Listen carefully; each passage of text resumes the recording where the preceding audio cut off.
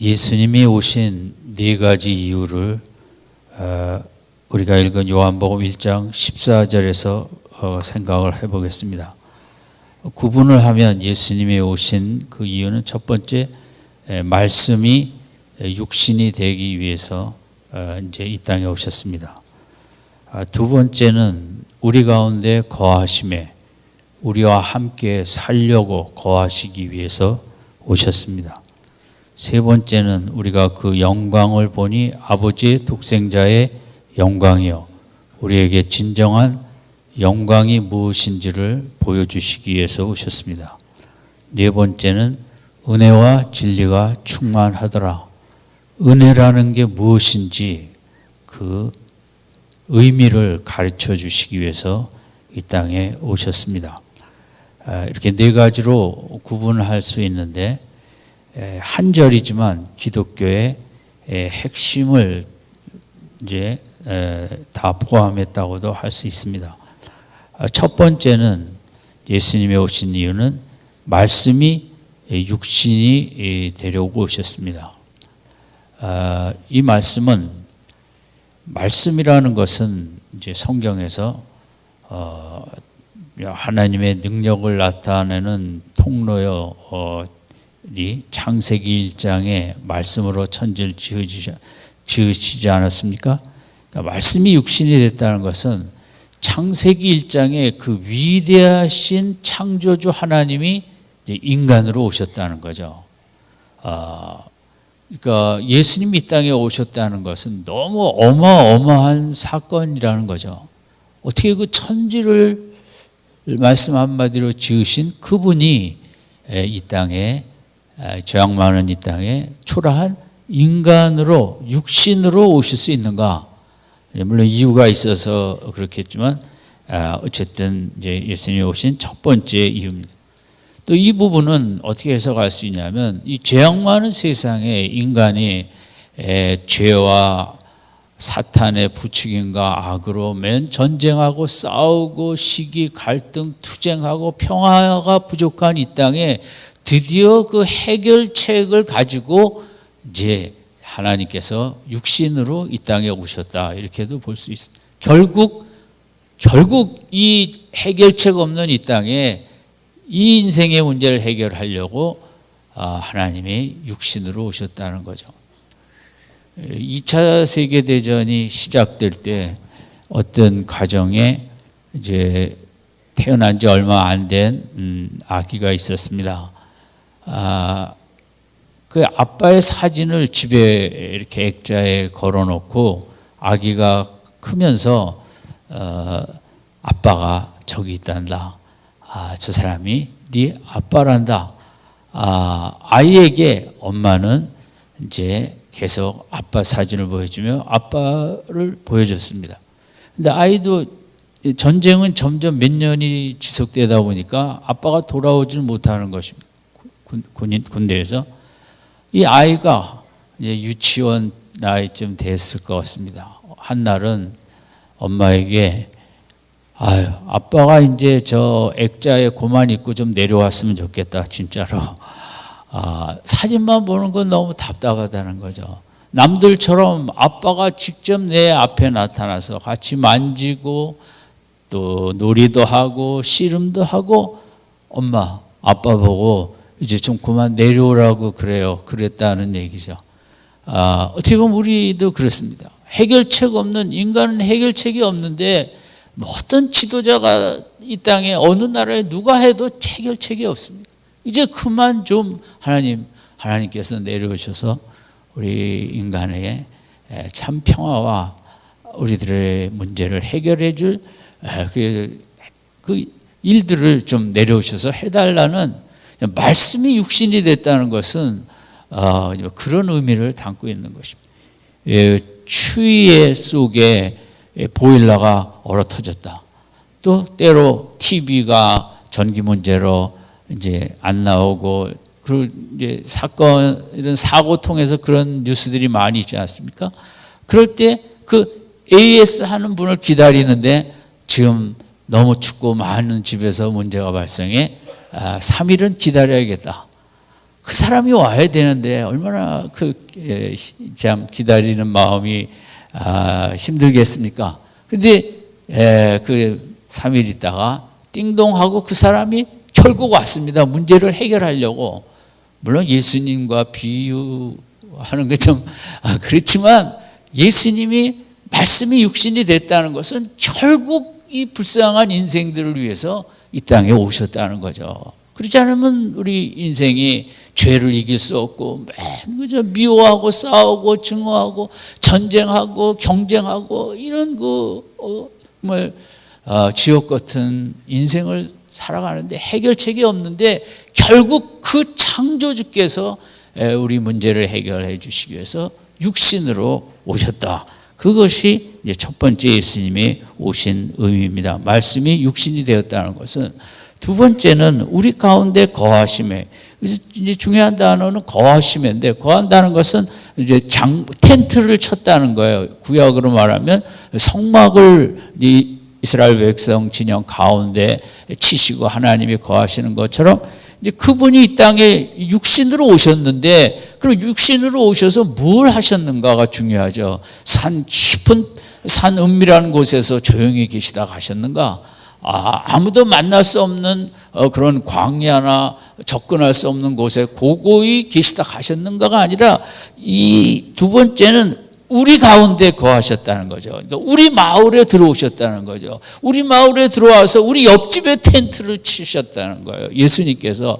그 위대하신 분은 이 땅에 오셔서 고고한 히말라야 산 중턱 이런 데 가 계시지 않고, 그 가장 보통 사람들이 지지고 볶고 살아가는 그 삶의 현장 속으로 들어오셔서 우리와 함께 살았다는 거죠. 그래서 우리와 함께 사시기 위해서 예수님이 이 땅에 오신 거죠. 창조주 그분이 우리를 우리에게 좋은 말 몇 마디 해주고 가시려고 하는 것이 아니라, 우리가 얼마나 힘들게 사는지, 우리가 얼마나 속상한지, 우리가 얼마나 질병에 취약한지, 얼마나 정치하는 사람들이 밑에 사람들을 갖고 억압하고 착취하고 하는지, 또 나라가 나라를 전쟁에서 이겼다고 식민지로 노예로 삼고 하는 이 그 눈물의 현장에 삶의 현장으로 들어오셔서 우리와 함께 거하셨다. 함께 살았다는 거죠.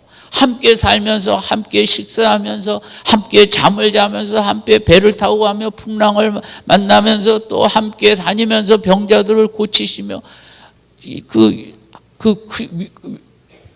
위대하신 그분은 이 땅에 오셔서 한 번도 어떤 자격을 나와 너와의 거리감을 갖지 않게, 문둥병자도 만져주시고 시체도 만지시고 그냥 온전히 우리와 동일한 모습으로 그렇게 함께 나누며, 이 창조주가 같이 살면서 인간이 뭘 보았는가? 그분의 눈빛을 본 거죠.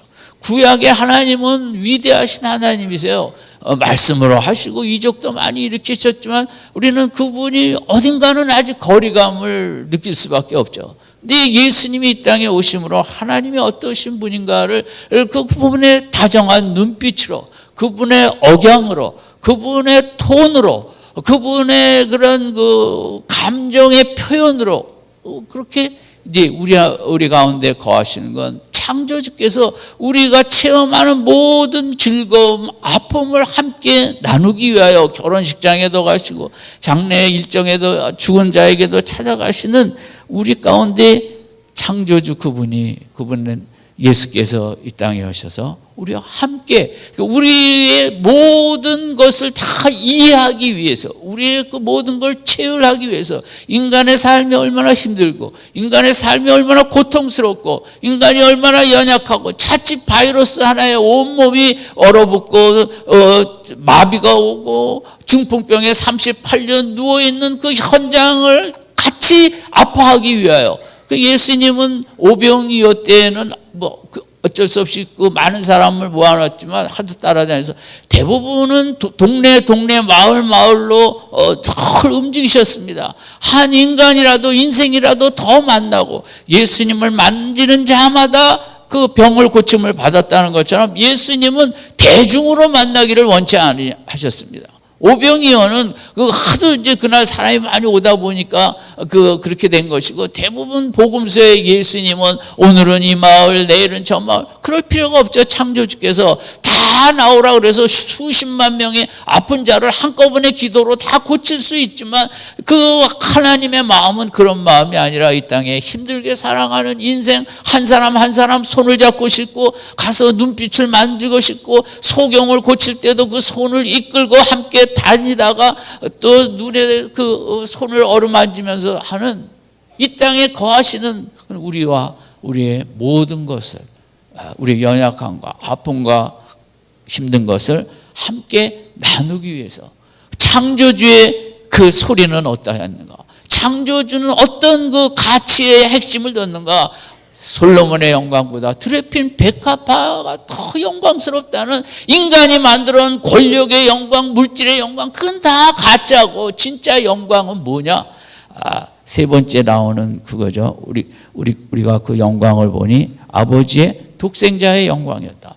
모든 인생들이 가짜 영광을, 가짜를 일부러 만든 건 아니지만 인간끼리 어떤 그런 체계를 만들어서 돈 많은 자가 영광스럽다, 권력의 높은 자 올라가는 자가 영광스럽다, 무슨 좋은 회사 다니면 영광스럽다. 그건 다 인간 죄인들이 만들어 놓은 사회 시스템이거든요. 그게 우리는 영광이라고 생각하고, 그게 부족하면 속상해하지만, 그거 성경적으로 볼 때 그건 잠시 있다 없어지는 풀의 영광이거든요. 예수님이 보여주신 인간들에게 진짜 영광을 보여줘요. 진짜 영광은 뭐냐? 하나님의 뜻을 귀히 여기고 사랑하고 하나님과 교제하며 하나님을 기뻐 예배하는, 오늘 우리는 영광을 잊어버린 시대, 스포츠 그런 잘하는 그런 선수의 영광에, 돈을 잘 버는 그런 사람의 영광에, 이런저런 그냥 그런 영광, 그것은 다 잠시 영광이죠. 그것은 잠시 좋아할 수는 있지만 우리의 마음을 빼앗기면 안 돼. 진정한 영광은 예수께서 이 땅에 오셔서 진정한 가치는 무엇이냐, 의미가 무엇인가. 그래서 요한은 예수님과 3년을 지낸 다음에 자기는 진짜 영광 중에 영광을 체험했다는 거죠. 예수님을 통해서. 어떤 세상의 영광도 다 그것은 찰나적이고 순간적. 우리가 참 예수님을 믿는다는 게 여러 가지 참 은혜가 있고 기쁨이 있지만, 저는 헛된 영광이 무엇인지를 알게 하시고 참 영광을 우리에게 가르쳐 주시고, 참 영광을 쫓아갈 수 있는, 참 영광은 영원토록 우리를 행복하게 하는 게 참 영광이죠. 잠시 우리의 찰나적인 기쁨을 주는 게 진정한 영광이 아니고. 그래서 예수님이 오신 세 번째 이유는 영광을 보여주시고,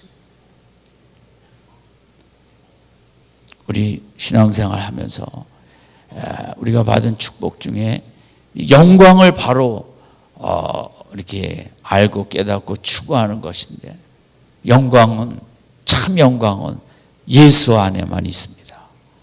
세상 안에 있는 영광은 있으면 좋긴 하겠지만 인간을 오히려 교만하게나 하고, 그런데 이 14절에 사도 요한은 어떤 말을 또 썼냐면, 우리가 그 영광을 보니, 이 본이라는 단어인데, 이 본이는 연구소의 그 과학자들이 어떤 연구 대상을 깊이 보면서 관찰하면서 연구하듯이, 영국 보러 가서 영국 배우들이 무대에서 하는 걸 거기에 집중하며 보듯이 그렇게 봤다는 거죠. 우리가 예수님의 영광을 보기 위해서 쓱 교회 왔다 가면 안 되는 것이고, 우리가 더 예수에 몰입을 하고 예수에 더 초점을 맞추고, 대충 해서는 우리가 그 영광이 이렇게 막연하거든요. 그래서 세례 요한은 정말 예수님 속으로 끌려 들어가고 예수님 속으로 더 깊이 보려고 애쓰면서 이제 영광을 봤다 그랬거든요. 왜냐하면 당시도 많은 사람들이 예수님을 보고 예수님과 밀치고 다니면서도 그 영광을 진정으로 이렇게 보질 못하고 어려운 말 하면 다 가버리고 십자가 때 다 가버리고 그 영광을 모르니까 이제 그렇게 된 거예요. 그래서 오늘 우리에게 예수님 오신 날 우리가 인생을 살면서 정말 힘써 주시하고 주목하고 그렇게 몰입해야 될 것들이 많이 있지만 어떻게 해서든지 시간을 내서 예수님이 누구이고 예수님이 왜 이런 말씀을 하셨는지, 예수님이 왜 십자가를 지셔야만 했는지, 예수님이 왜 이 땅을 오셔야만 했는지, 왜 천국을 준비하셨는지, 왜 성령을 주셨는지, 날이 갈수록 예수님에 더 깊이 몰입하는 예수님 영광에 빠져드는 축복이 있길 바랍니다. 그거보다 더 큰 축복은 없습니다. 예수님에 빠져드는 만큼 예수님은 그 인생을 영광스럽게 세우시거든요. 마지막 네 번째는 은혜와 진리가 충만하더라. 예수님이 은혜와 진리를 보여주시기 위해서 오셨어요. 은혜를 보여주시기 위해서 오셨어요. 이 은혜라는 단어는 기독교의 최고의 단어라고 할 수 있습니다. 인류 역사상 최고의 인간이 깨달아야 될 컨셉이 있다면 그게 은혜라는 말이에요. 세상은 은혜가 없어요. 세상은 다 자격과 조건이지, 기독교처럼 아무 자격과 조건이 없는데도 믿음 하나 가졌다고 하나님 죄 용서해 주시고 하나님의 자녀 삼아 주시고 천국 갈 수 있게 하시고 성령 주시는 이 기독교는 모든 체계가 이 은혜라는 거예요. 하나도 내가 그걸 받을 자격이 없는데 그냥 쏟아부어 주시는. 그래서 이 신앙의 축복이 이것인데, 인생이 진짜 복된 인생이 되기 위해서 이 은혜라는 컨셉을 얼마나 깊이 이해하느냐에 달려 있습니다. 기독교는 은혜를 깨달아 알아가는 것입니다. 그 은혜가 나를 만드는 것입니다. 어떻게 하나님은 이렇게 나를 귀하게 여기실 수가 있는가? 세상은 정은혜의 반대입니다. 이거 자격 내놔라, 이거 내놔라, 뭐 내놔라, 실적 내놔라, 뭐하라, 안 하면 뭐 나가든지 뭐하든지. 인간의 우리의 고통은 세상이 은혜의 컨셉이 없는 세상이기 때문에 우리가 힘들게 사는 겁니다. 기독교는 아무리 잘못을 하고 신앙생활 한 지 그렇게 오래됐는데도 우리가 또 잘못을 할지라도 십자가 앞에 회개하면 다 씻어주시고 그 자격에 대해서 묻지 아니하시는, 여러분, 이 은혜라는 말은 너무 우리가 쉽게 하는 말이면서 우리가 너무 그 은혜에 대해서 깨달음이 적은 말이기도 합니다.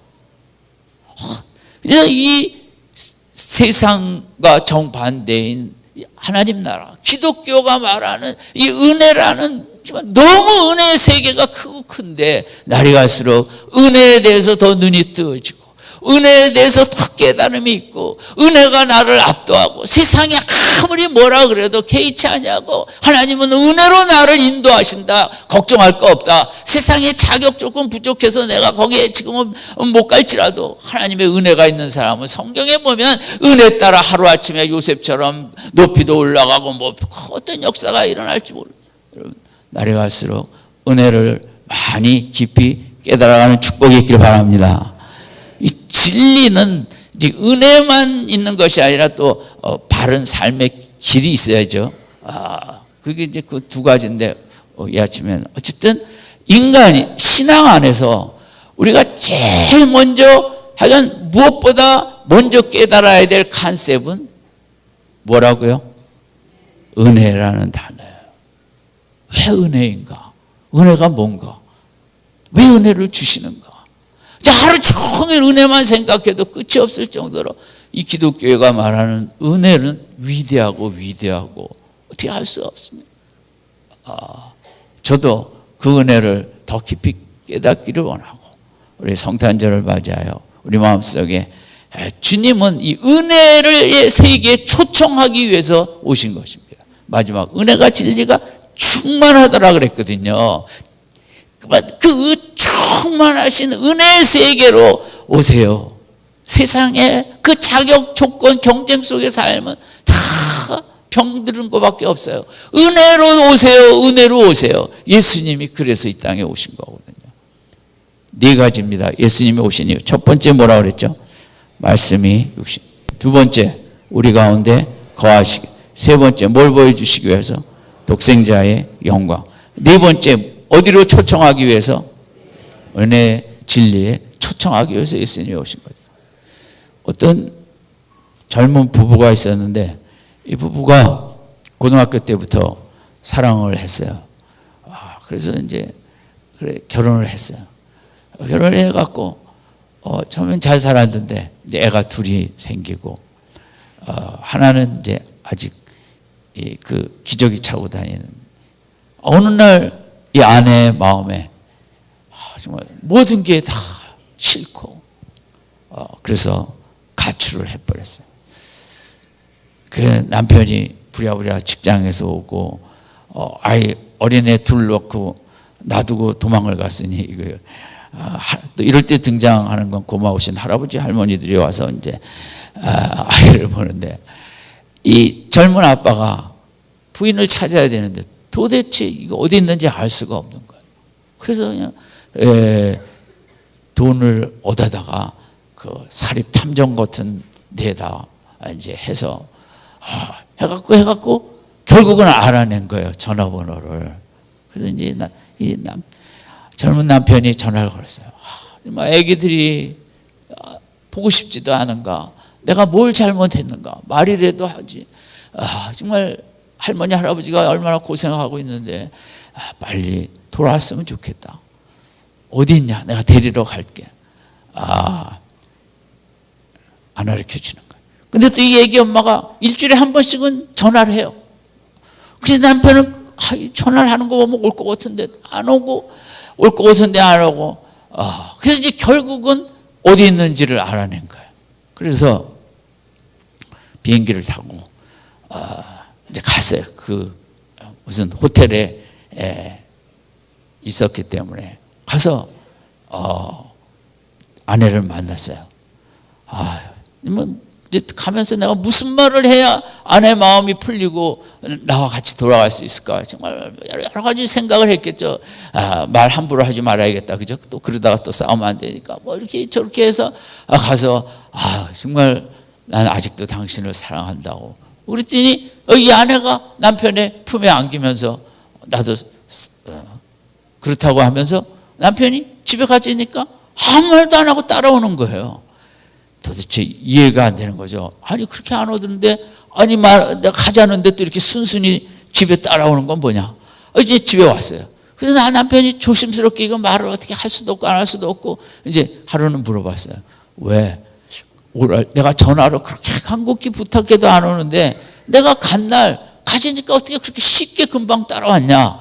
그러니까 이 아내가 하는 말이 당신이 날 찾아왔으니까 내가 따라왔지. 우리가 참 여자의 심리는 저도 잘 모르는데 왔기 때문에 같이 갔다는 거예요. 우리 남편 성도 여러분, 우리가 참 무식한 게 많기 때문에 아내들의 마음을 잘 헤아릴지는 모르는 거죠. 그러니까 이 아내가 말로는 내가 안 된다는 거죠. 몸으로 보여줘야지. 그렇게 어디 있는지 찾아내고 그렇게 그냥 그 비행기까지 타고 없는 돈 빌려갖고 와서 그래 왔다는 그 자체가 중요한 거지. 그까지 말이야 뭐 맨날 뭐 전화 걸고 사랑하고 오라 그거가 그런 의미가 없다는 거죠. 정말 나를 사랑한다면 나를 찾으러 와야죠. 우리 아내들이 그럴 때 말로만 하지 말고 끝까지 찾아가십시다. 여러분, 예수님께서 아마 하나님께서 구약의 말씀으로 많이 했는데 인간이 그 말씀 갖고는 잘 안 된다는 거예요. 그 뭐 좋은 말씀은 좋은 말씀인데 결국은 직접 오신 거예요. 예수님이 말씀이 육신이 되매 그러면 나한테 돌아오겠지. 아멘. 우리가 2000년 전에 왔다 가셔서 눈으로 보지 못했지만 우리가 믿음으로 예수님이 나를 위해 이 땅에 인간으로 와서 십자가를 지고 구원의 길을 여시고 가신 줄로 믿습니다. 예수님이 나를 위해 오셨었습니다. 아멘. 그 예수님의 마음을 우리가 사랑을 받으시고 그죠? 앞으로는 주님만 따라가네. 네? 정말 나를 위해 그 죄 많은 이 땅에 와서 가장 혹독한 보혈을 받으시면서 그 사랑을 입증하셨잖아요. 그래야만 하나님께서도 구약에 그렇게 말을 해도 안 된다. 선지자 그렇게 많이 보내도 안 되고 선지자를 1억 명 보내도 안 되고 내가 직접 가서 그 십자가로 호소하는 길밖에 없다. 하나님의 그 인간을 되돌리기 위해서 죄악 속에 힘들게 살면서도 돌아올 줄 모르는 인생들을 향하여 직접 오셔서 같이 더불어 살며 모욕도 받고 얼굴에 침도 이렇게 그런 것도 받으시고 십자가까지 받으시면서 그러면서 사랑을 내가 이렇게 이만큼 사랑한다. 나께 천국으로 돌아가자. 우리가 거기에 뽑혀있는 줄로 믿습니다. 아무쪼록 이 주님이 이 땅에 오신 이유를 우리가 알고 남은 생에 주님과 함께 복된 믿음 생활의 길을 걸어가시기를 주님의 이름으로 축원드립니다. 우리 1장 14절 부르고 마치겠습니다. 시작. 말씀이 육신이 되며 우리 가운데 거하시며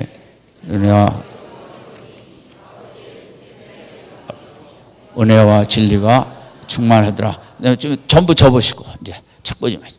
우리 미랄교회는 워낙 IQ가 좋기 때문에 다 외웠어요. 시작.